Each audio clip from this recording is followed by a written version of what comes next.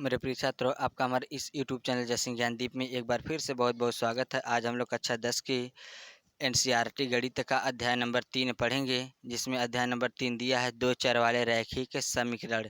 यानी कि पाठ 3 है, अध्याय 3 है, जो दिया है दो चर वाले रैखिक समीकरण है। इस रैखिक समीकरण का भाग नंबर 1 है, देखेंगे, जिसमें कुछ बेसिक फार्मूला, बेसिक नियम के बारे में जानकारी लेंगे। देखिए, उसमें पहला हेडिंग है कि चर राशि। चर राशि किसे कहते हैं, चर राशियाँ कैसी होती हैं, क्या होती हैं, उसके बारे में जानकारी लेंगे। देखिए, चर राशियाँ को अंग्रेजी में वेरिएबल भी बोलते हैं। वे राशियाँ कैसी होती हैं, कहेंगे ऐसी वैसी राशियाँ जिनका मान स्थिर नहीं होता है। क्या कि ऐसी राशियाँ जिनका मान स्थिर नहीं होता है, उसे चर राशियाँ कहते हैं। यानी कि चर राशियों का मान स्थिर नहीं रहता है, वो लगातार क्या होता है, बदलते रहता है, उससे हम क्या कहते हैं, चर राशियाँ कहते हैं। जैसे एक्स हुआ, वाई हुआ, जेड हुआ, इत्यादि बहुत से ऐसी संख्याएं जिसका मान हम जिसको मानते हैं, मानने के बाद उसके स्थान पर कुछ भी रख सकते हैं, उसी को ही चर राशियाँ कहते हैं। इसी क्रम में अचर राशि क्या होती है, जिसे अंग्रेजी में कांस्टेंट बोलते हैं। तो ऐसी राशियाँ जिनका मान स्थिर होता है, इन राशियों में उस राशि का मान क्या होता है कि स्थिर होता है, उसे अचर राशि कहते हैं। जैसे 10 हुआ, 5 हुआ, ए हुआ, बी हुआ, सी हुआ, ये सब क्या होते हैं कि जितना हम मान लेते हैं उतना ही रह जाते हैं। 10 हुआ, 10 को मानेंगे 10 रुपये है तो 10 रुपये है। और देखिए, इसी क्रम में दो चर वाला रैखिक समीकरण युग्म क्या होता है। इसमें दो चर वाले यानी कि दो समीकरण मिलेंगे। पहला a1x b1y प्लस c1 बराबर 0, दूसरा a2x plus b2y plus c2 बराबर 0।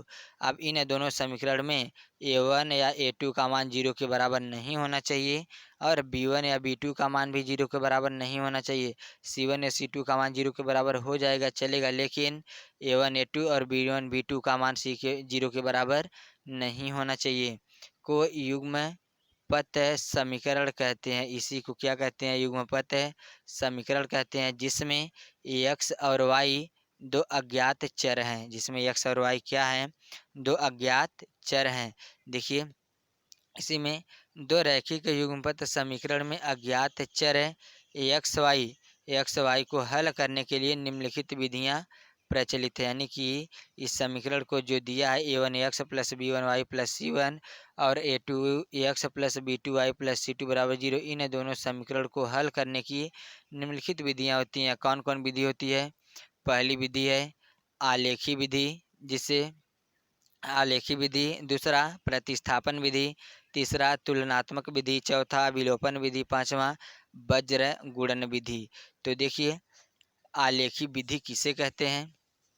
आलेखी विधि हेडिंग डालेंगे, आलेखी विधि। इसकी निम्न तीन विधियां होती हैं। आलेखी विधि को हम तीन विधि से हल करते हैं। पहला प्रतिच्छेदी।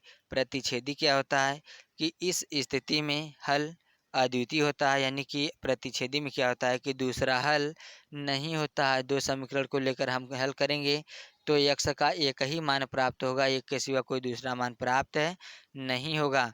और युग्मपथ समीकरण निकाय अविरोधी निकाय कहलाता है। प्रतिच्छेदी बिंदु ही उसका हल कहलाता है। यानी कि देखिए, ये एक्स एक्सिस है, ये वाई एक्सिस है। अब ये रेखाएं मानिए a one x plus b1y plus c1 बराबर 0 ए को दर्शा रही हैं, और a2x plus b2y plus c2 बराबर 0 समीकरण 2 को दर्शा रही हैं। और ये दोनों रेखाएं आपस में चलती हैं तो बिंदु मान लीजिए यहाँ पर काटती हैं, तो ये दोनों रेखाएं जिस बिंदु पर काटती हैं वही उसका प्रतिच्छेदी बिंदु होता है, यानी उसका हल वही होता है। तो यहाँ जहाँ काटी हैं यही इसका क्या होगा, एक्स और वाई का मान मिलेगा। इसी क्रम में देखिए, दूसरा है, दूसरा समांतर।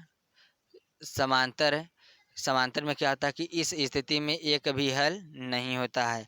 दोनों रेखाएं क्या होती हैं, जब समांतर होती हैं तो उसमें एक भी हल नहीं होता है। और युग्मपथ समीकरण निकाय निकाय विरोधी निकाय कहलाता है। यानी कि देखिए, जैसे एक्स एक्सिस है और वाई एक्सिस है, ये दोनों रेखाएं क्या है, a1x plus b1y plus c1 समांतर में जा रही हैं, और a2x plus b2y plus c2 ये भी समांतर में जा रही थी। ये दोनों रेखाएं कभी भी एक दूसरे को काटती नहीं है। जब ये दोनों रेखाएं कभी भी एक दूसरे को नहीं काटेंगी तो इसका कोई हल नहीं होगा। इसी क्रम में देखिए, तीसरा है समपाती। संपाती में क्या होता है कि इस स्थिति में अनगिनती हल होते हैं। इस स्थिति में क्या होते हैं, अनगिनती यानी कि बहुत से हल होते हैं। और युग्मपद समीकरण निकाय अविरोधी निकाय कहलाता है। इसे आश्रित समीकरण निकाय भी कहते हैं। जैसे देखिए ये एक्स एक्सिस हुआ, वाई एक्सिस हुआ। अब इसमें ये रेखाएं a1 x plus b1 Y plus c1 इधर को दर्शा रही हैं, और a2 x plus b2 Y plus c2 इधर को दर्शा रही है। यानी कि ये रेखाएं आपस में सीधे चली जाएंगी। अगर दो रेखाएं होती तो एक दूसरे को काटती, लेकिन एक ही रेखा है, कोई इधर जा रहा है तो कोई इधर जा रहा है, इसलिए इसका अनेक हल हो सकता है। अब विधि के नंबर सेकंड में आएंगे। सेकंड नंबर विधि क्या होती है, प्रतिस्थापन विधि। प्रतिस्थापन विधि में क्या होता है कि पहला देखिए कि शुरुआत में दो समीकरण हमारे पास दिया होता है। जब दो समीकरण दिया होता है तो उसमें सबसे पहला स्टेप हम क्या करते हैं कि दिए गए पहले समीकरण से यक्स का मान वाई के पदों में या यक्स के पदों में निकाला जाता है। यानी कि दो समीकरण दिया होता है उसमें से यक्स का मान निकाल लेंगे या फिर वाई का मान निकाल लेंगे। फिर क्या करेंगे, दूसरे स्टेप में पहले समीकरण से निकले एक चर का मान दूसरे समीकरण में रख कर हल किया जाता है, जिससे एक चर का मान ज्ञात हो जाता है। तो पहले समीकरण से जो हम यक्स या वाई का मान निकालते हैं उस मान को समीकरण दूसरे में ले जाके रखेंगे तो उस समीकरण में एक चर का मान यानी कि यक्स या वाई का मान हमें मिल जाएगा। तो क्या करेंगे, तीसरे स्टेप में ज्ञात चर के मान पहले स्टेप से निकले संबंध में रख कर दूसरे चर का मान निकाल लिया जाता है। तो क्या करेंगे, अब वही जो एक्स या वाई का मान आएगा वो दूसरे समीकरण में या पहले समीकरण में रख के हम दूसरे चर का मान ज्ञात कर लेंगे। तो आइए देखते हैं एक एग्जाम्पल पे।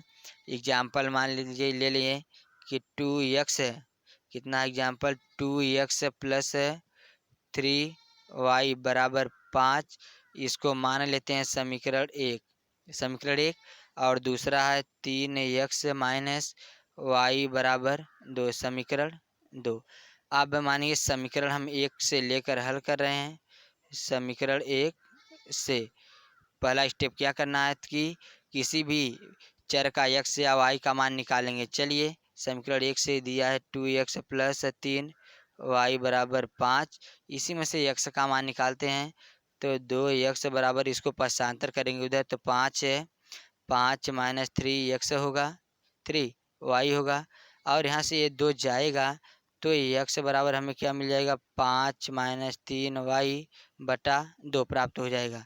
2 प्राप्त हुआ, इसको मान लेंगे समीकरण 3। आप यही मान समीकरण 3 से x बराबर 5 माइनस 3y बटा 2 समीकरण 2 में रखेंगे। तो आप देखिए क्या होगा कि समीकरण लिखेंगे, यहाँ समीकरण 3 से x का मान है समीकरण 2 में